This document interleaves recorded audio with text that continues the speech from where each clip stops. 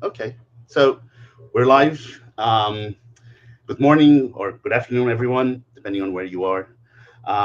It's a pleasure to have you all here in the third session for our seminar, Environmental and Human Futures in the Age of the Anthropocene, co-hosted by the Federal University of Pelotas and the University of East Anglia. And today it's a pleasure to have here our co-hostess, Associate Professor Karina Aveyard. I don't know if I pronounced her last name correctly. If I haven't, I'm sorry about that. Um, Karina is a specialist in the screen industries with a particular interest in distribution, exhibition, sustainability, and environmental impact of these industries. Film festivals, screen audiences, and viewing practices, contemporary censorship in Australia and New Zealand cinemas. She's also been the director of the UEA Green Film Festival since 2022. I'm sure it'll be a very interesting paper, and just to add here onto the stage. Her paper today is titled Communication and Connection, Film, Culture, Experience, and the Climate Crisis. Karina, thank you very much for the partnership, for being here, and for this wonderful paper, which is going to be great. So thank you very much. The floor is all yours. Whenever you want me to skip the slides, just let me know. Thank you very much. Thanks. Thank you for the lovely introduction. So my paper today marks a halfway point in this series, Environmental and Human Futures in the Age of the Anthropocene.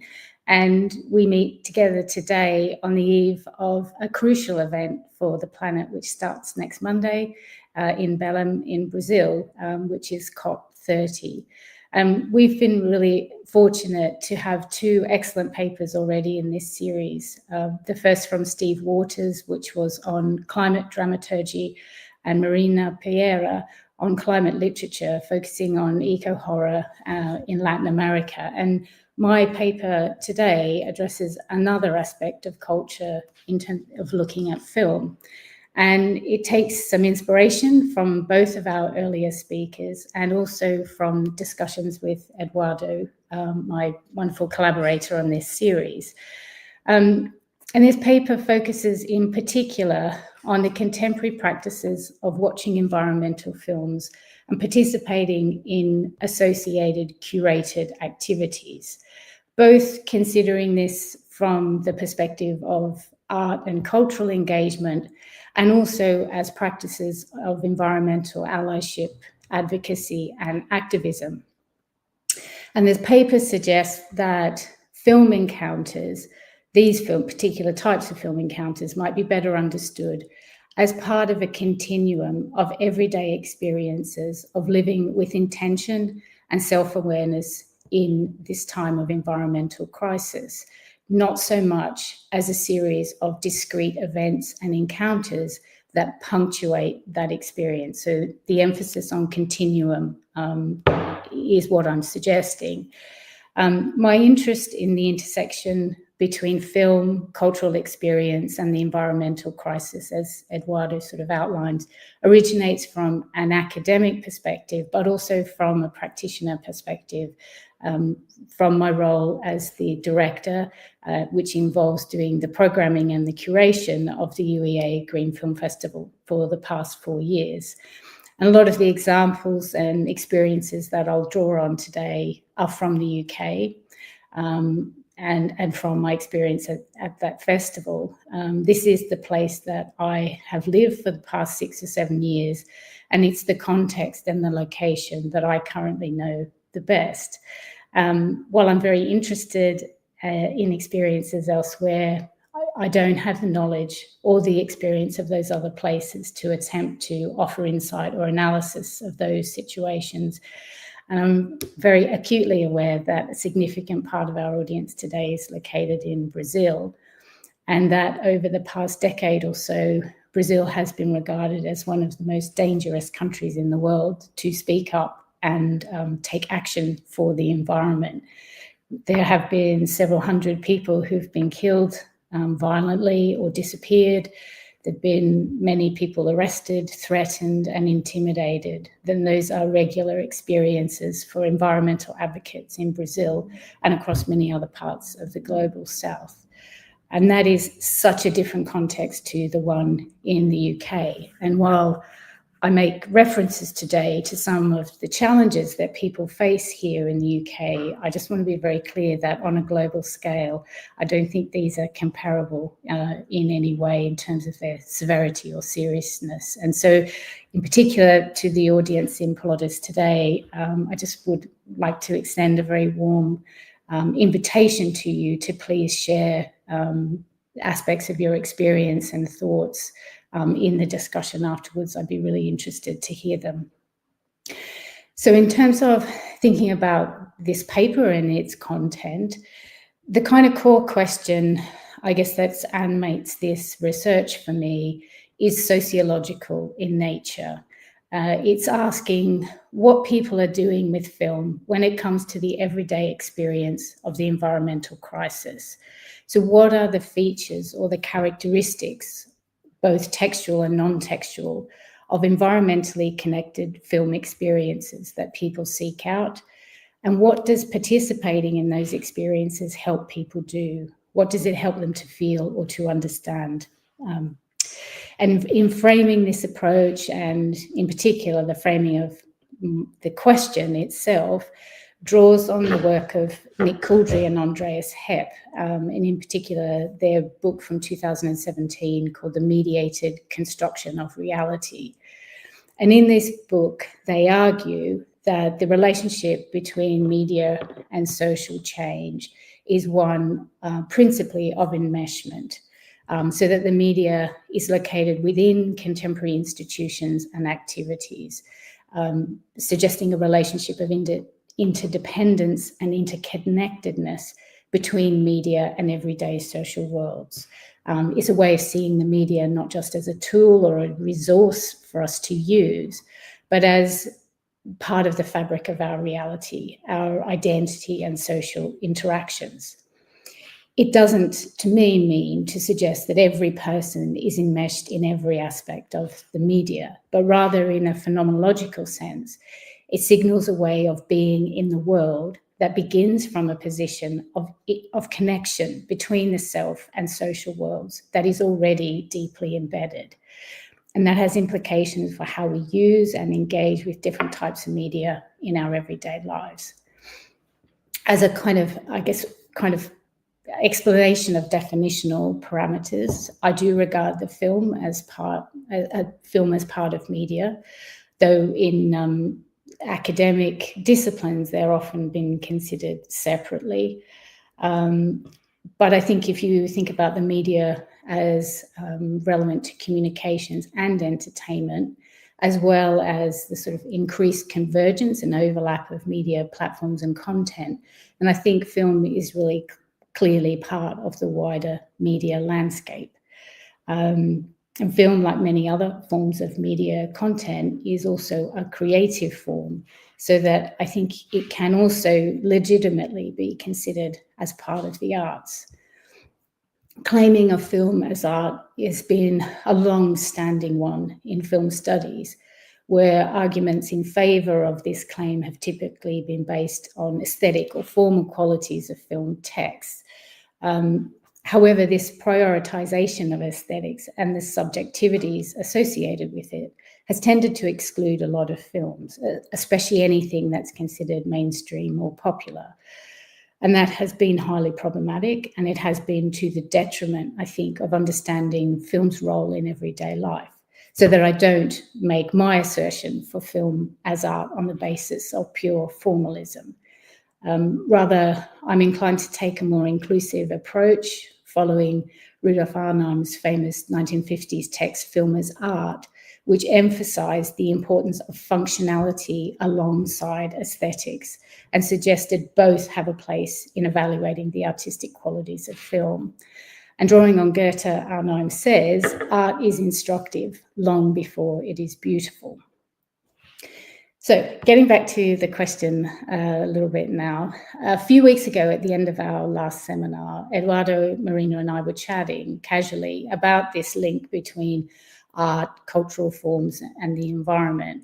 And Eduardo offered the suggestion that contemporary art and culture, engaging the Anthropocene, function as a forceful invitation to reflect upon the climate situation. And Eduardo, I'm not quite sure how much you thought about that at the time, but I found that to be a very perceptive distillation, especially when you think about reflection in its fullest sense. So that is as an active process. So it can incorporate quiet or peaceful contemplation, but it can also encompass analysis, learning, and self-awareness. So in this case, we might consider this growing awareness of the self in relation to the climate crisis. So this process of reflection are ways to process information, to understand things, but there are also ways in which we understand thoughts and feelings, and particularly as a way of dealing with difficult and challenging situations. The process of reflection can often involve revealing anxieties, fears, errors, weaknesses, and so on, as well as strengths, even if these are only revealed to ourselves. And in all these ways, I think reflection can be considered crucial to developing what Bruno Latour describes as a mode of living with consciousness in the Anthropocene, through recognizing and accepting our innate entanglements in nature. And in turn, as prompts for reflection, the arts help in producing the conditions that enable us to live with this greater awareness and intentionality. So in terms of what people are doing with film, this follows a broader history of using arts and culture to negotiate and understand difficult topics. What I think is changing is the way environmental cinema and art more broadly is showing up in the everyday. And so in his book that was published in Spanish, first in 2010 and later in English, Art Beyond Itself, Argentinian anthropologist Nestor Garcia Canclini identified a tendency away from art practices that were based in objects in favor of art practices based on context, a shift that he argues has seen art become increasingly inserted and integrated into the everyday. And as a mode of understanding, it has some parallels with Couldry and Hep's assertions about the interconnectedness of media and social worlds. Canclini further suggests that when art and social movements meet, that there is a particular intermingling of the illusionary and the real that gives rise to a certain kind of transformative power. And this power, he argues, is situated in the temporal immanence of art, a place where he says those participating in art and cultural events can catch sight of things that are just at the point of occurring. And so to quote directly from Canclini, works of art do not merely suspend reality. They situate themselves in a prior moment when the real is possible, when it has not yet broken down. They treat facts as events that are about to come into being. Such a view of art contains great possibilities, in particular for the rendering of the multi-dimensional vastness of the environmental crisis and dealing with what Timothy Clark has described as its crisis of scale, a characteristic which he argues leads to a derangement of linguistic and intellectual proportion within modes of talking and thinking about the environment that makes it challenging to represent and to communicate. And in this way, combining these perspectives of Canclini and Clark, it's possible to see how art can be perceived as offering a means of communicating about the environment that can transcend some of these real-world constraints of scale and complexity. Further, as Steve Warder's paper that opened this series highlighted, in theatre, this issue of scale and how to deal with it is also giving rise to new forms of presentation, representation, and engagement. And I suggest similarly that new patterns are emerging in relation to the curation of and audience engagement with environmental film events. So, thinking back to the beginning where I said that I would consider text and non-textual elements, I just want to say something briefly about mainstream film. So Eduardo, if you could go to the next slide, please. In terms of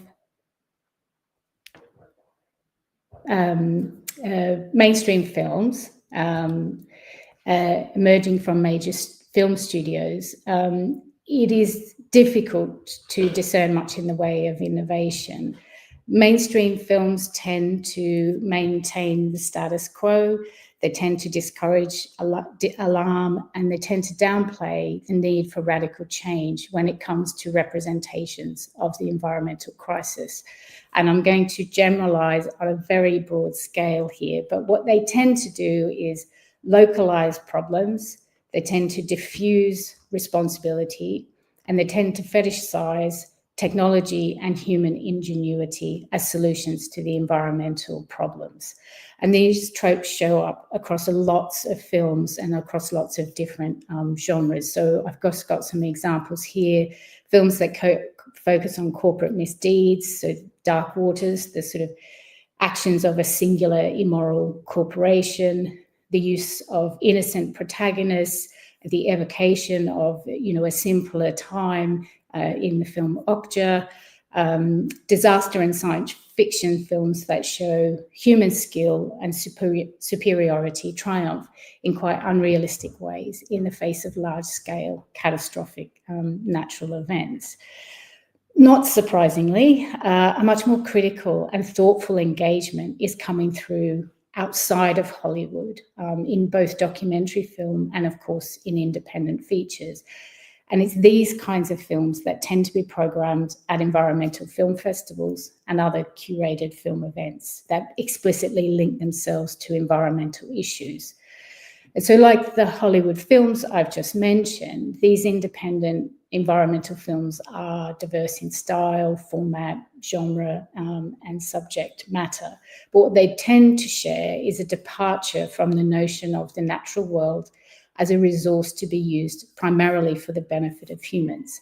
And they show in different ways the social and the environmental costs of this extractive mentality. These films can be perceived to engage a sense of planetary custodianship, and with it, a collective responsibility, and an emphasis on the interconnection and indivisibility of land, language, and cultural practice. They tell the stories of those who are often not visible in mainstream representations, such as Indigenous people, refugees, those who identify as queer, those who live under occupation, just as some examples. And in this way, I suggest these films and their filmmakers exemplify a sensibility that aligns with Latour's idea of living with consciousness. And can we go to the next slide, please, Eduardo? And so these are some examples of some films that we have screened at the festival in the last few years. We haven't screened Utama and Alcaraz, but they were very close on our short list. So this Woman at War is an Icelandic-Ukrainian co-production about a solo female activist engaged in a campaign of direct action where she's using a bow and arrow to take out power lines. At the same time, she's trying to adopt a child as a single parent. In the film Utama from Bolivia, this focuses on an elderly Quechua couple who are living in a really arid area of the highlands, facing drought and death, and with it, the collapse of their way of life. The Cow That Sang a Song into the Future from Chile invokes ghosts, centering on a long dead mother who comes back to life in a river full of dead fish and transforms her now grown-up dysfunctional family. And Alcaraz, a film from Spain, but which is mostly in Catalan, we see a family of peach farmers who are facing eviction and economic ruin as the lease on their farmland is terminated, so it can be repurposed for more profitable solar panels. And then if we can have the next slide, these are some of the documentary films that we've screened in the last couple of years.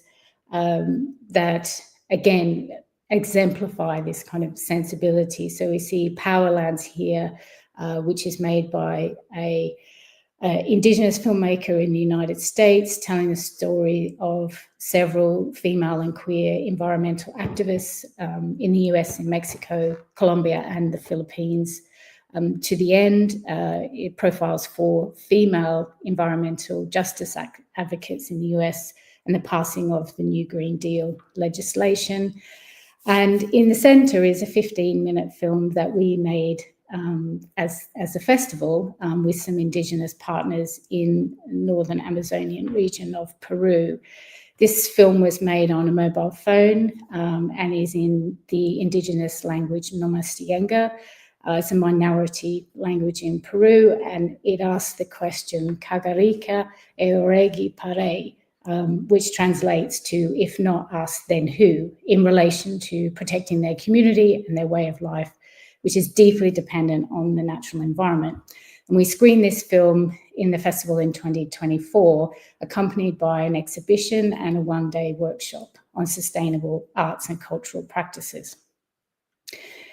So when we think about these kinds of curated environmental events, combining these films with the staging of them for audiences, what we typically do, certainly in the festival that I run and in a lot of other environmental film festivals, is a lot more than offer audiences a way to see these progressive and consciously engaged environmental films. While I think this always occurs in a dialogue with the film that is on display, the added dimensions or features to the events have the capacity to transform their nature.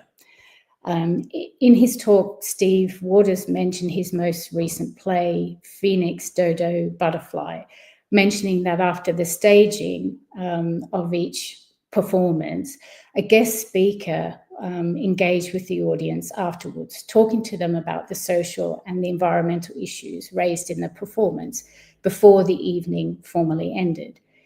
And Steve mentioned the positive audience response to this, but also spoke about it as important as an additional component to the complete performance of this play and to giving it a sense of finished completeness.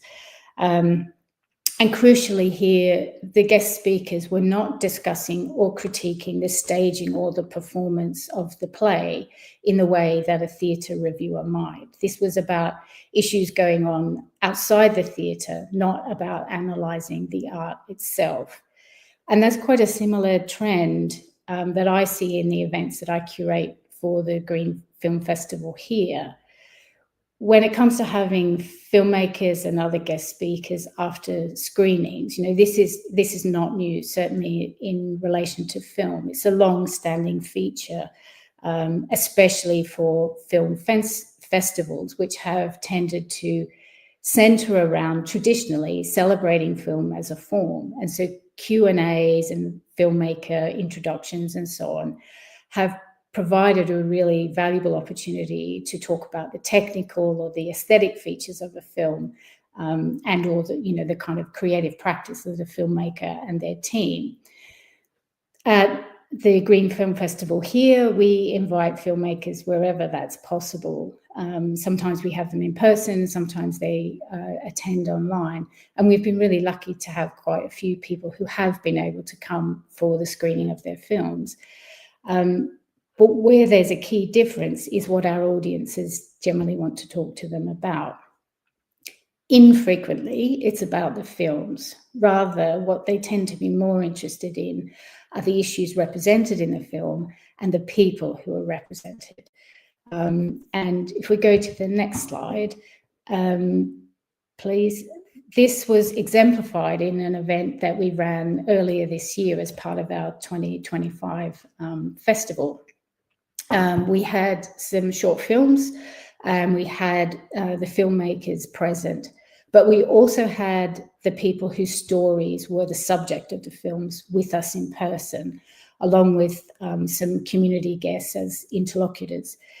The post-film discussion didn't really engage with the filmmakers at all, really, which I felt a little bit self-conscious about since I'd invited them, and no one asked them any questions. But what people were interested in was focusing on the stories, the people that were represented, the practical challenges and rewards of establishing local nature groups, and how to work together as communities for nature. The films, in this case, were crucial to creating the space for that conversation and the prompts for the discussion, but it very quickly moved out of the centre of focus once that aspect was activated. And then the next slide, please. We make links with the everyday and between films with our audiences, also through other interactive events. So this was an example, again, of an event that we ran in 2025. And this was on a smaller scale. The workshop was limited to 20 participants. But my aim in designing it in this way was to bring audience creativity and self-expression into a more direct dialogue with the films, and to do it on a more intimate scale because of the nature of the activity. So we had 17 people in the end who attended, and people really responded to this opportunity to do something practical, for this hands-on kind of workshop, and to link it to the films. So we paired what they were doing previous to the films in the creative workshop with then watching two films that showcase the creativity of others engaged in climate issues. So one was an Indigenous slam poet from Hawaii. So that was the film This Is the Way We Rise. And the second film, The Migration Blanket, was showcasing the art of migrant and refugee women. And then the next slide shows you some of the work that people who came to the creative workshop produced. And this was really inspiring, actually. And so we made placards as a kind of a way of evoking the sort of the protest and activist nature of the event. And just to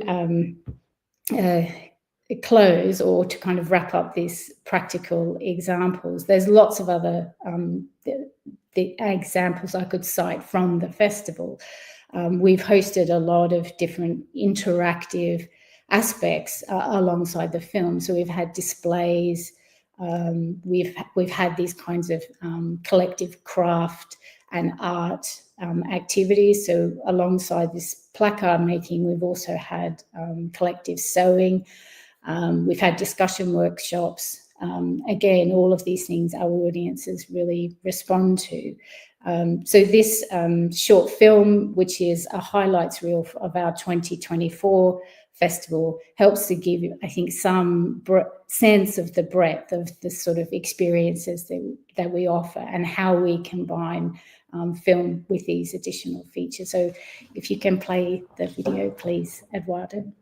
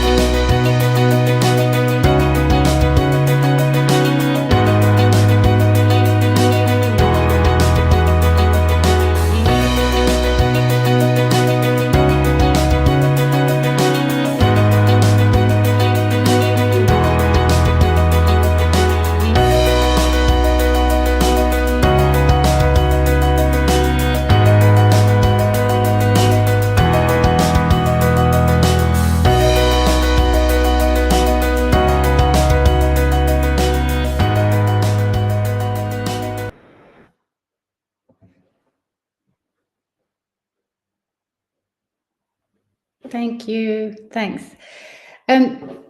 So in all of these ways, these different ways of presenting environmental films, my suggestion is that they create new experiential possibilities for cinema.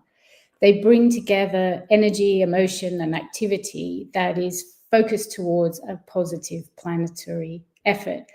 And they are about much more than the films that are their ostensible centerpiece. So more than just adding value to films, I suggest that these are sites where new patterns of integration between textual and socio-cultural aspects of film viewing are being encouraged and show signs of emerging and seeming as though they are relevant to audiences. So these are events that are used by people to make sense of the environmental crisis. So this is about curiosity, a search for information, an outlet for emotion, permission to feel, and a place to find solidarity and connection. And in this way, the act of consuming a film in a particular time and place becomes intensified and increasingly assimilated into the act of consciously living the environmental crisis itself. As Nestor Garcia Canclini suggests, these are encounters with art and ideas that occur in context. And I just want to spend the last part of the paper outlining what I think might be some of the key features of that context in the UK, as a way of just adding a deeper understanding of what it is that I encounter and what I find, audiences are most kind of interested and engaged with, and how I understand what it is that they're sort of seeking out in relation to the environmental film experiences that they have with my event. So there's four kind of key things going on that I think are presently preoccupying audiences here. One is, the obvious growing awareness of the worsening situation of the planet, a sense of growing urgency around that. And for a lot of people, that registers through things they experience, like rising temperatures and extreme weather events and so on, loss of nature, loss of human life and so on. They also, obviously, people learn about this through news, through social media, through social movements that they might belong to, and other informal networks. And these are things that weigh heavily on people's minds, I think, especially the audience that I interact with, who might talk about their concerns as being on a global scale, and they articulate a concern or a worry for people located elsewhere and for the environment in a more general way. Or this might be articulated around a concern of things that are closer to home. So they might focus on things like the futures of their children or their grandchildren, or worry for their own fate.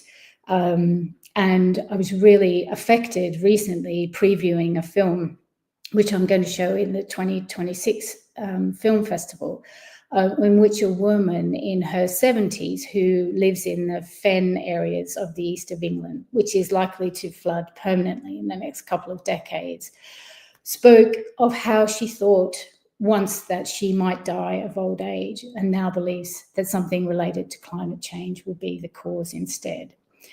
Sort of related to that is a shift in news coverage on environmental issues.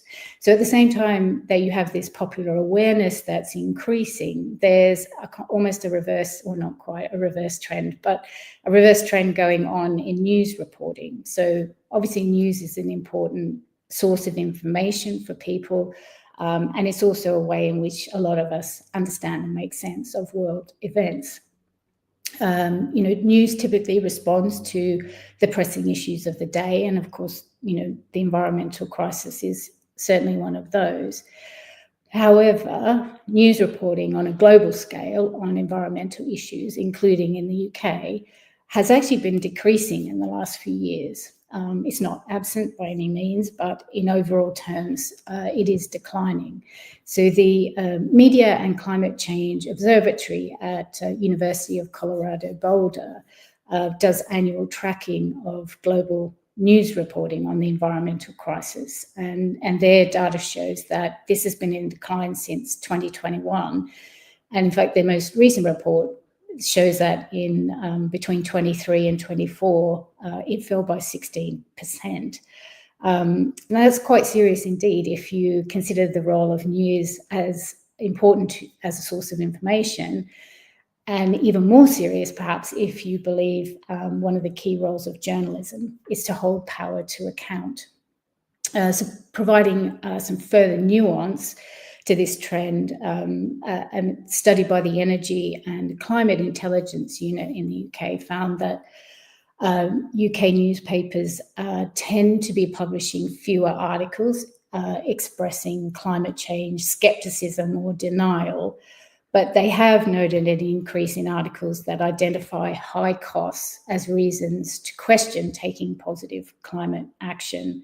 And they noted in particular a relative absence in the right-leaning media of arguments outlining the cost of not taking action to reduce emissions or the co-benefits of doing so.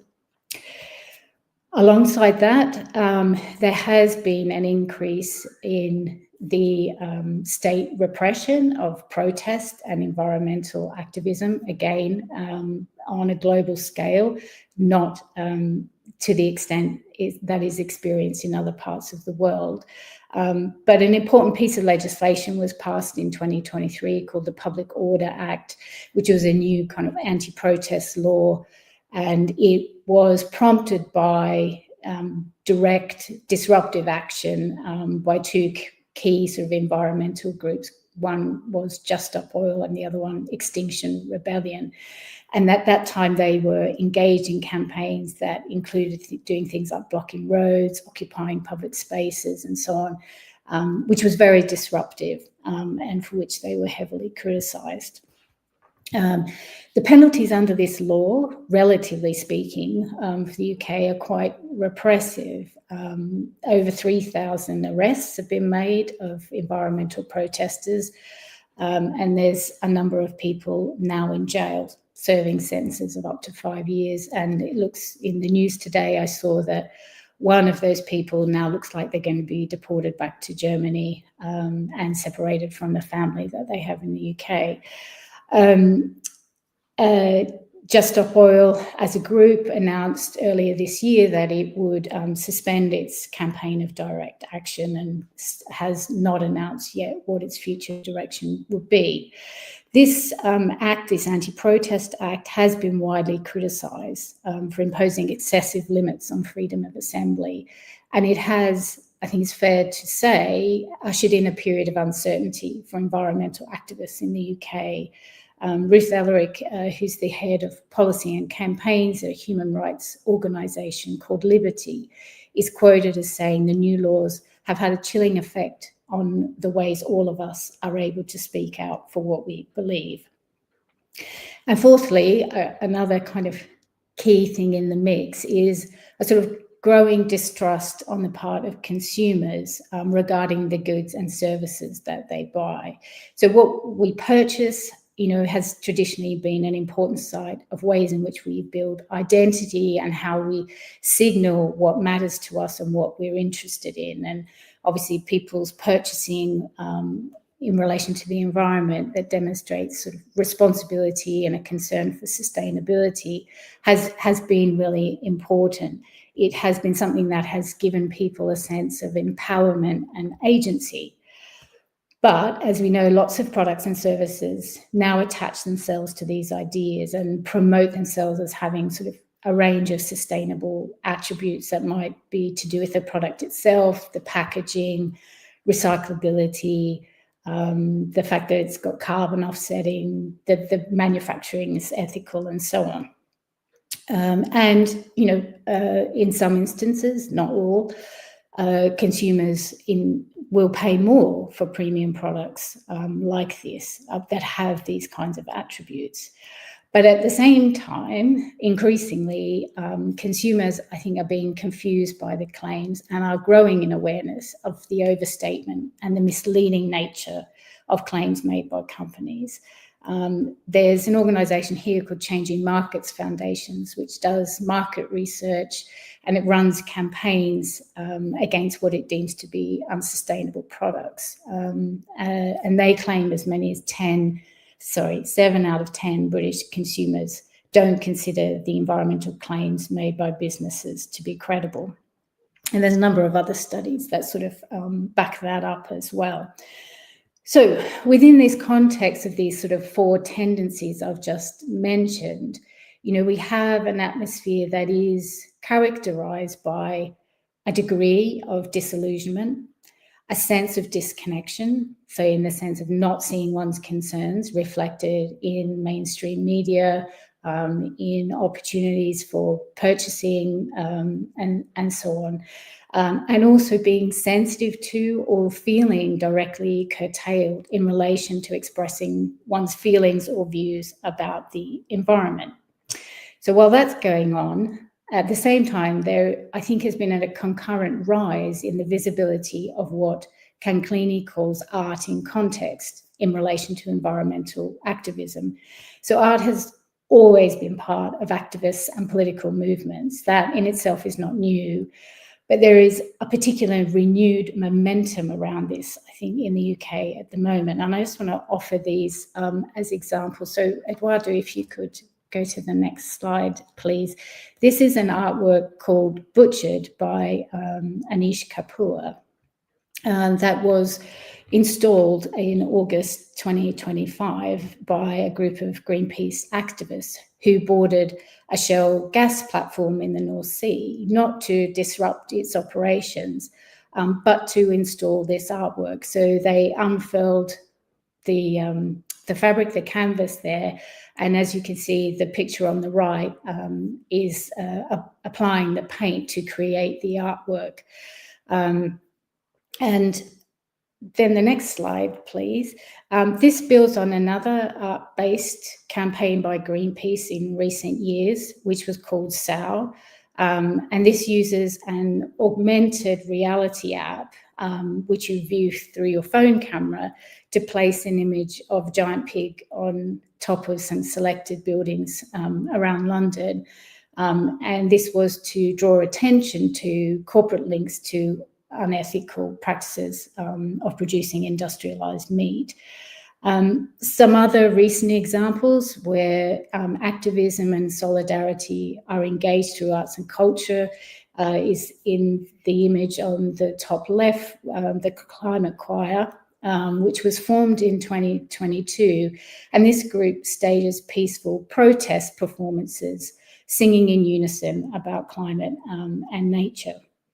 And tracing a longer history, Extinction Rebellion, aside from direct action, have also frequently blended protest and performance. So they use costumes and props and sort of careful staging of some of their public events and continue to do so. So the image here is from one of their mock funerals for the planet. So in terms of wrapping up now, what might be some of the implications and things that we can, take away and discern from this? So considered in context, there are, I think, some reoccurring themes evident across these wider examples of art in the world and in the film festival examples that I have also mentioned. And I think this can be distilled down to a search by people for voice, agency, solidarity, and connection. And I think that's demonstrated both in what they show up for and how they show up and want to participate in it. So I'll wrap up there. Thank you very much, and warmly invite any comments or questions about anything that I've covered here. Wow, thank you so much for that very thought-provoking paper, Karina. We have questions already, but okay. But I'm just going to use my powers as co-host to kind of step in. I was really blown, and some of the questions actually go in the direction of the actions that have emerged from the practical aspect of some of the activities around the film festival. And I was really interested when you mentioned an array of emotions that have emerged from some of these practices, such as solidarity, awareness, and concern for everything that's going on. And I was wondering, does anger show as an emotion in these events? Has it shown? Has it appeared any sense of anger, or some more radicalized emotion in terms of uh, uh, trying to step into the direction of another way of activism, more closely connected to some of what these activist groups have been doing? Is that something that has emerged, or? No, it hasn't really. I think more than anger is worry, concern, anxiety. That's what shows up. And I think possibly to account for, the absence of a manifestation of that anger, I wonder that coming to, these film events is a purposeful act.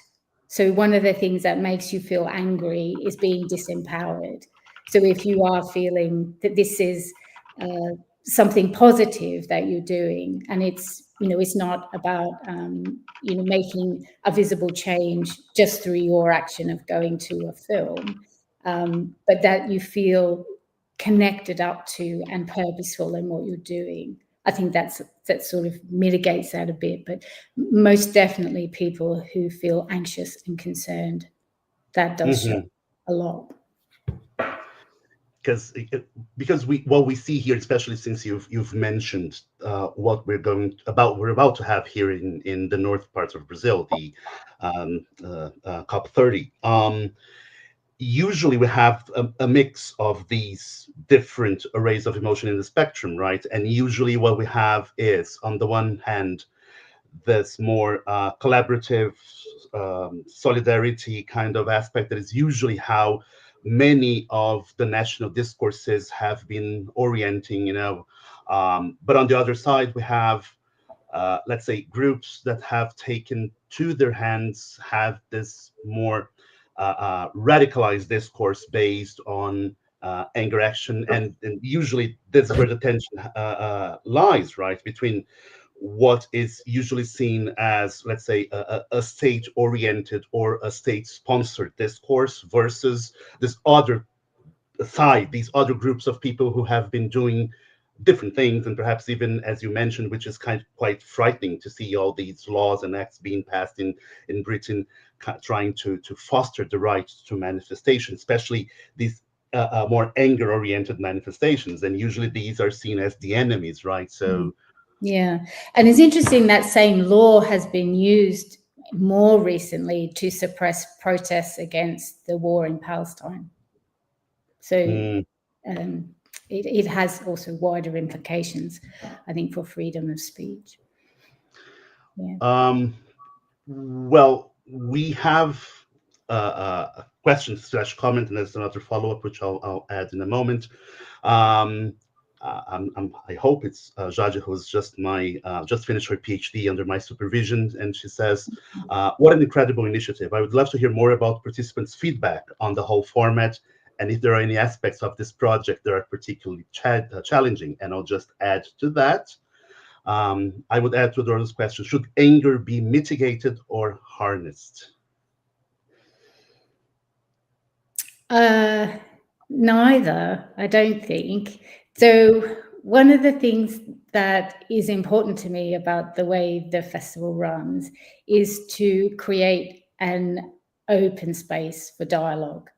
And so one in which is not judgmental, and in which people feel free to enter into to say and ask the questions that they want to interact with other people in, the way they need to. Obviously, there are boundaries in terms of respectful interaction with people.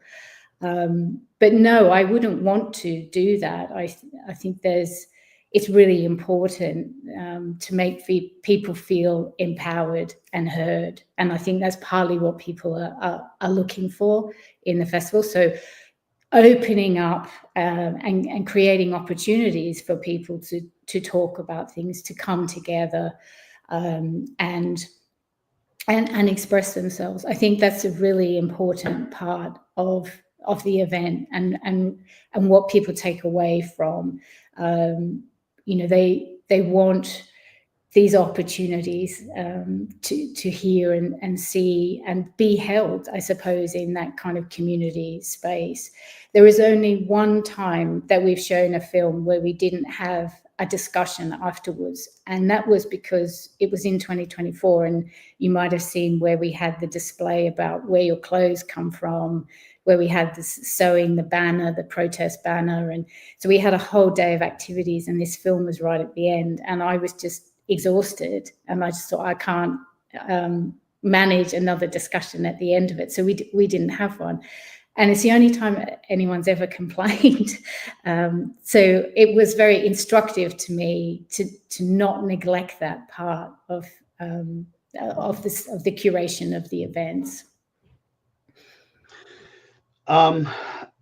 As you were mentioning how these issues about climate change and all these concerns have been shown, especially on, I'm thinking blockbuster movies now.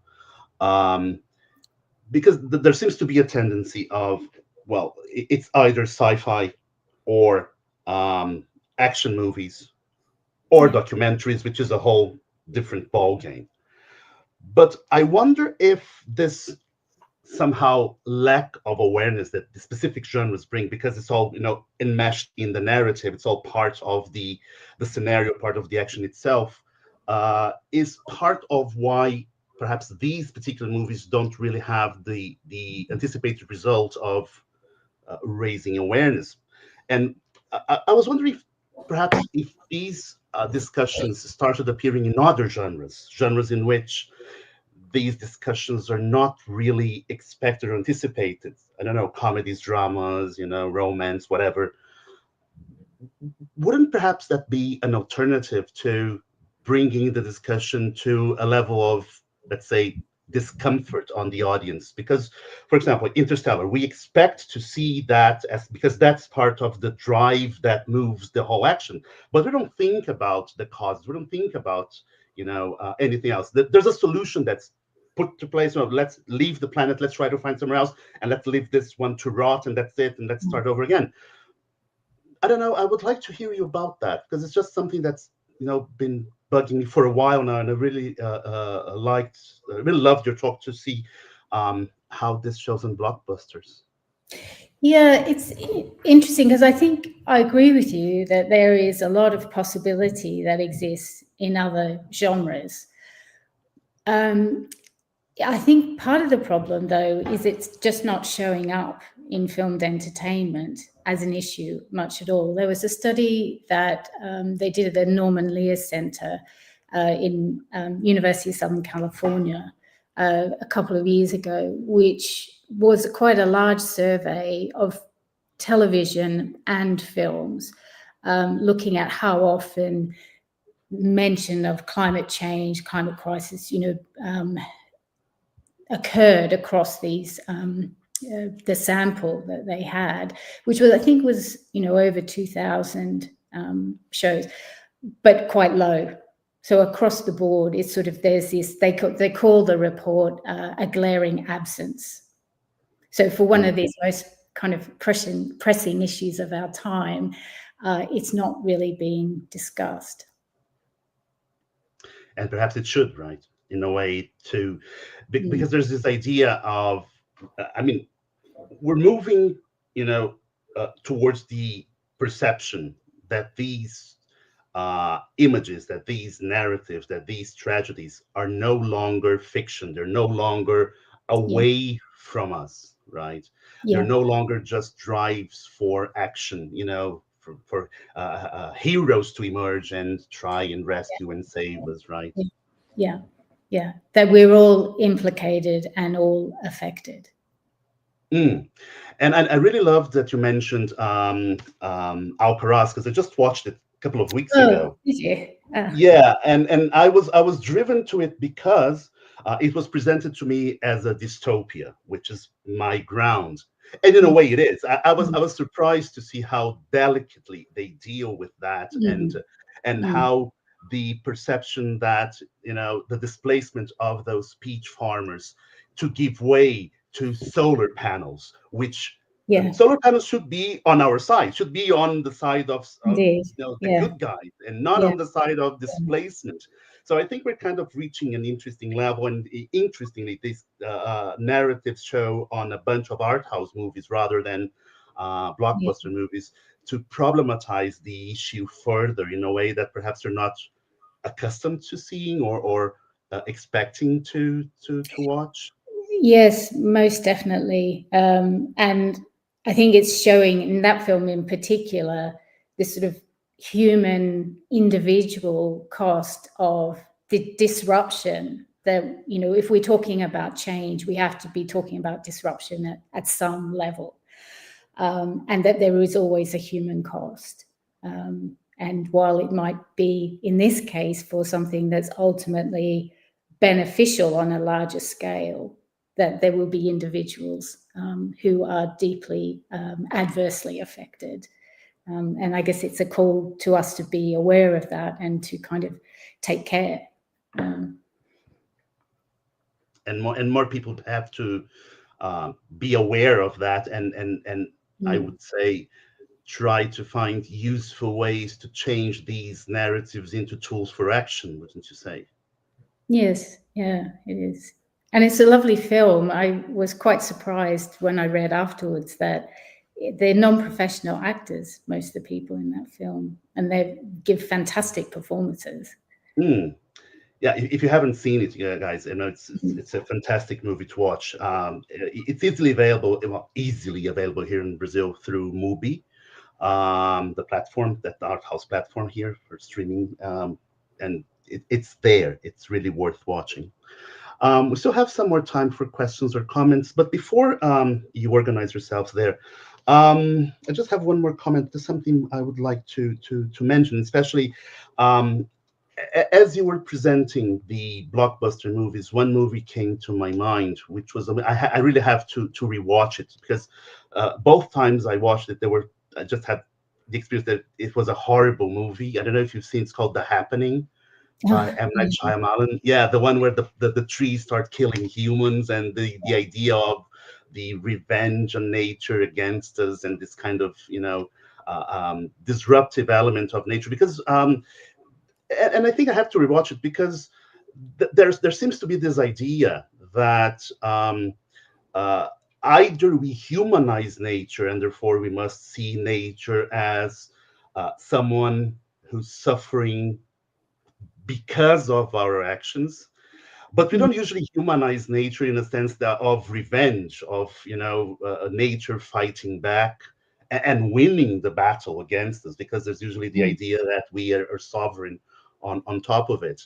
And I think that the moment in which this movie was released was bad timing, because probably if this movie was released today, the impact could have been different. Yeah.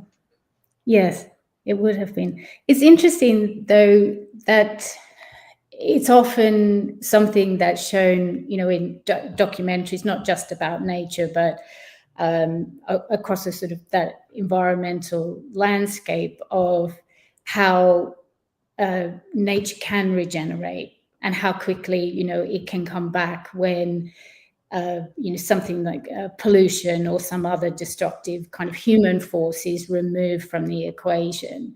And so that there is often that's employed as a trope for sort of encouraging hope, I suppose, that, if we take action, something can change and we can see a visible difference. But it's also and I'm always quite interested in that as well, because I think this mastery over nature has also been very much part of the kind of broader colonial project of kind of, European nations going off and conquering the world. So how do you wrangle the Amazon, where you cut down all the trees and you make farms, or the similar things in other parts of the world that have, really challenging climates. And so I think also in, perhaps in a sort of more of a metaphorical sense, but the capacity of nature to regenerate is also about this reassertion of, this natural world and this kind of pre-colonial time, I suppose, this capacity, to sort of to take revenge, to nature as angry. Yeah. And it quite shows how afraid of anger we are as a group, right? To express it, to receive it, to deal with it. Yeah. Yeah. Perhaps it's easier just to deal with more, amorphous or metaphysical ways of dealing with trying to not see reality the way it presents itself to us. In a way. Indeed. Yeah. Any more questions or comments from the audience? We still have a couple of minutes. Well, I think that's it. We had quite an interesting audience in terms of numbers today. So it was, I'm really happy to see the success that this very modest event has been, reaching in terms of not just for the live streaming, but also the number of people who watch the videos afterwards. And we've been having quite an interesting response. Yeah. For that. I've noticed that when I've gone and looked on YouTube afterwards at the recorded things, they've had over 100 views, both of them. So, yeah, it's good. We must be talking about something that people are. Yeah, well, and I think that's part of the impact we want. We really want people to, digest and do something with the things we present here. There's all these small things that sometimes become very useful discomforts for people to bring to their own reflections and to their own actions and practices, which is great. So thank you very much, Karina, for this, for your time, for the debate, for the discussion, for the paper. I think lots of food for thought. And we're about to end this first edition of our seminar with my paper on December 4th, which luckily will be held at the University of East Anglia. I'm going there by the end of the month in November, so I'll be giving my talk from Norwich, which is going to be, an interesting experience as well, and hopefully the official beginning of a very long and fruitful partnership between our universities, which is going to, be the end of this, initial seminar, but just the beginning of hopefully others to come. So I invite you all to tune in on December 4th at the same time. Further information will be sent by email because I still haven't thought of the title for the paper yet. I have all the ideas, organized. But thank you very much for your audience so far, and we're looking forward to seeing you all here on December 4th for the final session on this human and environment and human futures in the age of the Anthropocene seminar. Thank you very much and have a great day. Thank you.